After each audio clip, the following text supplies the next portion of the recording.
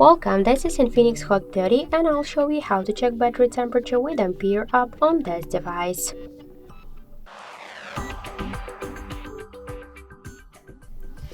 So we should first launch the Play Store application and in the search bar we should enter the Ampere.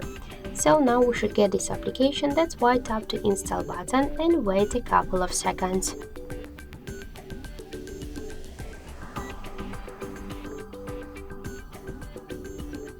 After that, just tap to open the app, click yes I agree, pick close and tap to OK on the left down corner. And now we could see here information about our battery temperature, and in my case that's 31.1 degrees. And also we got here more information like the battery capacity, voltage, Android version and more other info. So that's it, thank you for watching, and if you like this video, leave thumbs up and subscribe.